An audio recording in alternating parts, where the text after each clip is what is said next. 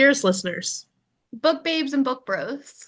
welcome to Book Babble. I'm Rachel, And I'm Tanya, and we're the White Lit Women, your hosts for the day. and today we have a special guest star. Would you like to introduce yourself? Sure. My name's Everly Claire. I'm an author of dystopian forbidden romance, is what I like to call it. You could also call it dark dystopian forbidden romance. I recently completed my series. It's called The Unchained. The books are called Never Broken, Never Bound, and Never Lost. The third book came out this month. Ooh, We are, congratulations. yes, that's amazing. We're so excited. I loved the first two. So I can't wait to get my hands on the last one. Oh, I'm so glad. Yes. So Everly, are you ready to babble? As ready as I'll ever be. All You right. should seem very nice. So Thank you. I think I'm ready. I'm a bit nervous, but that's probably normal. That's okay. We'll go easy on you. All right. I will put 5 minutes on the clock. Okay, so literally my first question is always, what inspired your stories? So these particular stories were inspired by a few different kind of weird things. I'd like to tell everybody that I first got the idea for this particular series when I was on a boat. I used to do a lot of sailing. And so if you like the forced proximity trope, sailing is really great for that. So you're forced together with all kinds of people from different backgrounds. And sometimes you have to learn from each other. And sometimes you're put in unexpected situations. And when you're a writer, your imagination starts going wild. And like you also have a lot of time on boats. So I started envisioning different scenarios where like people from two different social classes would be put together. And so that was sort of the seed for this series, as well as it was a scenario that I enjoyed reading. I used to read a lot of fanfic, and it didn't really matter the fandom. I just really like certain tropes involving like dystopian situations and like captivity and things like that. So I wanted to explore it more in the sense of just sort of more of like a mainstream romance and how that would go, just, between like two like male and female characters and explore what would happen when you put them together. Well, I, for one, can speak I'll speak for both of us. We love dystopian, so thank you for writing in that genre. Oh, you're welcome. I think yes, we need more dystopians for sure. And so I'm going to switch gears a little bit and ask about the characters that you've written. Who do you identify the most with out of any character you've ever written before? Any character that I've ever written before? Well, I suppose if you really want to get into it, I could go back to my, sort of like unpublished kind of like teenage books where, basically it was just sort of like a glorified version of myself. Obviously I could relate to that.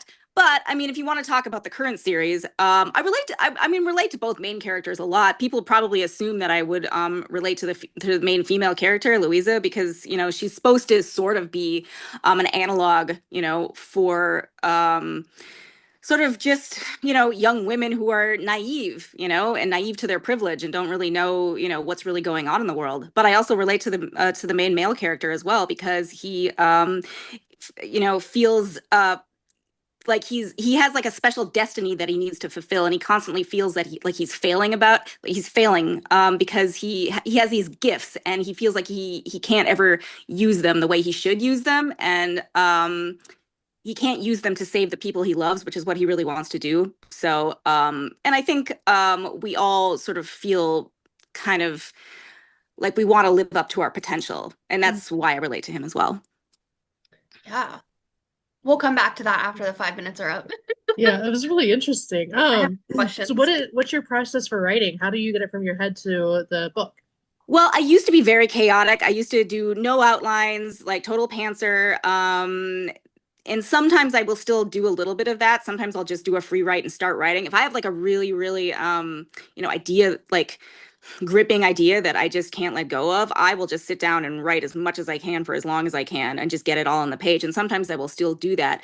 I will often, however, go and do an outline sort of based off of that, and really just flesh it out so I can actually, and it's sort of, using your inspiration to do it in sort of a more organized way. So I'll do it chaotically at first and then go back and organize the actual plot and do an outline the proper way. I used to actually do outlines in my head, so I was never really a proper pantser. I was more sort of like a planter, I guess. But now I really do. As I've gone into writing as more of a career, I've really started valuing written outlines, even if I often deviate from them. So yeah, it's a little bit of everything. All right, there is time. We have time for one last question. If you could have any power, what would you take? What would you have for yourself? Okay. Wow. I would probably say I want to say probably like telepathy or like reading people's thoughts, which is probably sounds really creepy. But No. yes, it would have to be the power of the mind.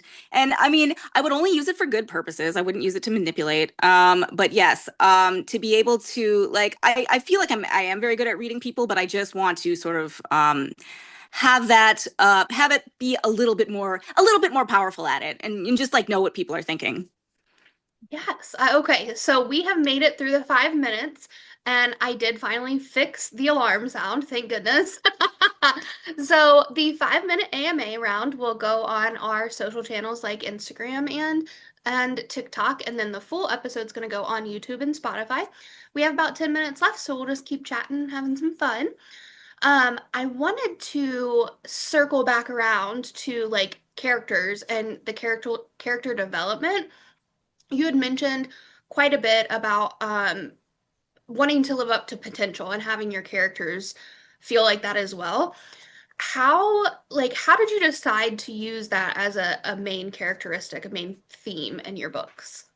Oh, that's a good question. So I do feel like probably as a writer, I have always felt that I've had stories to tell, and sometimes I feel a lot of pressure. Well, especially because I grew up in a family of writers, and so I was always expected to like tell stories, and a lot of people don't see, writing as something they can do if they don't, grow up writing or they don't see people writing. For me, it was the opposite because my father is a writer. I have other writers in my family. And so I was always expected to write. I was always expected to tell stories. And the pressure that I sometimes got to like get those stories out there and tell them was almost just enormous. And sometimes, you crack under that pressure and it's like, you have to get these stories out because like you have these characters inside you that, their stories must be told. And like that's all, the pressure that was on me. And, it's probably why I struggled for some years to really sort of get my career going and decide what I wanted to write, and sort of how I wanted to write it. And so that idea of having potential and struggling to live up to it has always been sort of real in my life. Wow, that's honestly, I feel like that's something very powerful. It's not the best feeling all of the time, but I feel like it did help you move into a space where you are starting to like own it. And Mhm. I'm thankful of that because we have these amazing books. It's about time, I think. It took me long enough. So I usually take up all of the time, so I'm gonna get pause for a second and let Rachel talk before I completely Well, I derail. always Tanya focuses on like the emotional and developmental pieces. I always focus on the technical. Mhm. So I was just kind of curious, like, do you edit your own work or do you have an editor? How does that work for you? So, I actually, this is funny that you asked because I actually got into a bit of a controversy on Threads recently with somebody where I said, what I was really pushing the idea of editors, and I think all writers should hire an editor, even if they're really good at editing themselves. I've been writing for a long time. This current series, it's my first published series as Everly Claire, but I've written other books. I've studied writing at the at a grad school level. So I mean, and I've studied English. So yes, I'm a good self-editor. But I would never dream of not hiring an editor, another pair of eyes to see the mistakes I'm making, because I'm always making some mistakes and I'm always, there's always going to be typos, and you don't see um, you don't see them until somebody else points them out. And it doesn't, obviously, I love the editor that I use. And she actually is quite affordable, but, obviously there are more expensive editors out there. But I do think that, and some people, they can't afford editors, and I totally get that. But you do need somebody else to read your work because you just cannot ever separate yourself, to that extent from it, to be able to see everything that it needs to improve. I totally believe in that because even just writing like an email or a caption, if I walk away from it and come back, I'll be like, oh crap, there's comma splices everywhere. Yes, absolutely. And then you're just like, maybe someone else should read this first. So Yeah, I for totally sure. get it. It makes sense. Yeah, and sometimes they say, you have to, if you want to edit your own work, you have to step away from it for, 3 months at least. I mean, to be able to get that distance that you need to look at it from Oh, fresh eyes. 3 months? Yeah, sometimes even more. Oh, I've never looked into editing, obviously, because I haven't written a book. So I had no idea. Like they suggested 3 months to step away. That's insane. Yeah, it is. And you know what? It helps, yeah, because you're separating. If a lot of people don't have time to do that, obviously, if you're trying to get a book out or you have a deadline, but it really does help. Yeah, wow. So is that something that you do as well? You take a step back for 3 months before you finish your I journey? don't I have to say I don't usually do 3 months. I would say probably 1 month would be the ideal for me. Mhm. I'm working on a new book now, and I probably will not step away for that long. I will try to step away for at least 1 month if I have the time.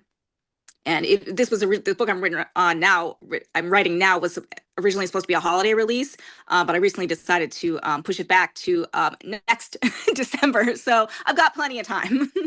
That's awesome.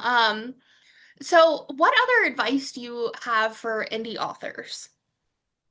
My advice would be to write the story you want and not the story that you think other people want. And when I say that, I don't mean don't write to market, don't follow trends, don't try to give people the stories that they want and the tropes that they want. Because you can do that and it can be really fun. It can also be somewhat something that you love. But only do it if you love it. I mean, if you don't love a trope, you're not going to have any fun, writing that trope just because you think it's what people want. I did that for a long time. I used to write other genres of books. I used to write, sort of like literary fiction and things like that, because I thought it was what I was supposed to do. We go back to this sort of thing about, potential. I thought, it was my potential to write sort of like the great American literary novel and get all these awards and stuff like that. But it wasn't what I wanted to write. And that's why it didn't work because, when people read that work, they could tell that my heart wasn't in it. And I really wanted to write romance, and I've always wanted to write romance. So, I just decided to write romance, and I'm so much happier now. And taking, my work to the people who really want it instead of trying to impress, the powers that be or something like that, or like critics or something like that. Because what matters is the opinions of, people who really love what you're putting out there. So, yeah, it goes back to just writing what you love, even if you're doing it in a marketable way. That's incredible advice because it is very true. When someone is writing something that their heart is just not in, their passion is not in, you can tell. Like you can see a very distinct difference between something they love and something they feel forced to write. So Hmm. that's very sound, amazing advice. Rachel. Sorry, I have a little child running around behind me. Um, I guess this is really the time where we usually give you the floor to kind of talk about anything you want your readers or your listeners to hear. Okay. Yeah. So, in case anybody is not familiar with my book, um, I should probably talk a little bit about the plot and give you the elevator pitch. Basically, well, it's a dystopia. It's a very terrifying dystopia. Basically, And it's not your typical dystopia.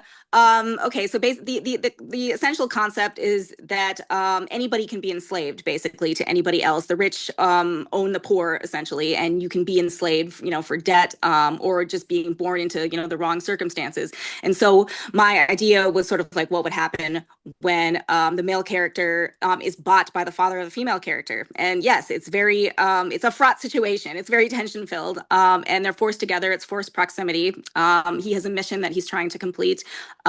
She is just trying to pass her class, and her dad assigns him to tutor her because he's a genius, and they're essentially forced together, and they don't expect to fall in love, and the complications that ensues. So that is the gist of it. It's 3 books now. It's a completed series. Yay. I'm really kind of proud of myself for that. And it's available on Kindle Unlimited. What else can I tell you? I also have an Etsy shop where I sell signed paperbacks, and yeah, that's about it. We love all the plugs, so if there's anything, just let us know, and we will, shop that out to our listeners so they know where to contact you, where your shops are, all that stuff. But yeah, so thank you, Everly. We've had so much fun having you on the show today, and we look forward to your next novel. Thank you so much. I really, really appreciate you having me on. It's been a great time. We have had so much fun. Thank you. Have a good day. Thank you. You too.